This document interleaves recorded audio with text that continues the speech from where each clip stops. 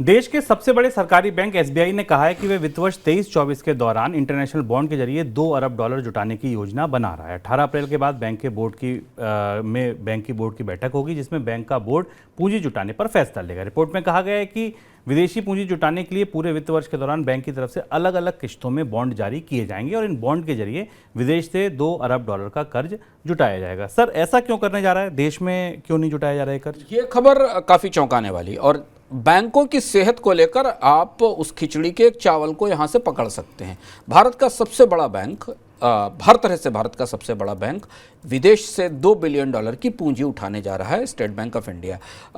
ये $2 बिलियन की पूंजी बॉन्ड्स के जरिए उठाई जाएगी और उसे अलग अलग किश्तों में लाया जाएगा, ऐसा एसबीआई की तरफ से संकेत दिया गया है। ये बता रहा है कि भारत के बैंकों में पूंजी की चुनौती कितनी बड़ी है।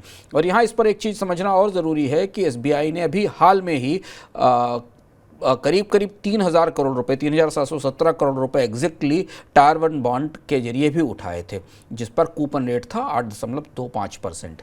भारत के बैंकों के पास पूंजी की जो कमी है, उसके कारण अब उन्हें कर्ज देने के काम के लिए कर्ज लेना पड़ रहा है।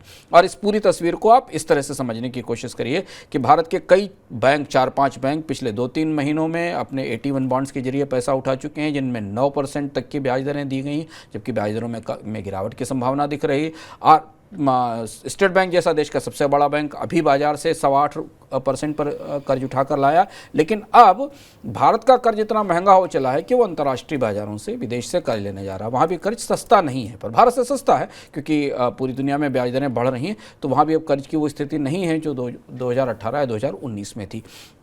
इस बात का संकेत है कि भारतीय बैंकों की पूंजी चुनौतियां बढ़ती चली जा रही हैं। इस पर कल हमने आपसे चर्चा भी की थी कि रिजर्व बैंक की दुविधा सबसे बड़ी है कि अगर ब्याज दरों में भी तत्काल कमी शुरू होगी तो जो डिपॉजिट्स आ रहे हैं वो डिपॉजिट्स आना रुक जाएंगे। केंद्र सरकार के पास पैसे नहीं है, उसने पिछले 2 साल से बजट से बैंकों को कोई पूंजी या कोई कैपिटल इन्फ्यूज़न नहीं किया है। ये पूरी परिस्थिति किस दिशा में जाएगी? बैंक जो बाहर से कर्ज ले रहे हैं या भारत से महंगी दरों पर जो कर्ज उठा रहे हैं, इसकी सर्विसिंग कैसे करेंगे?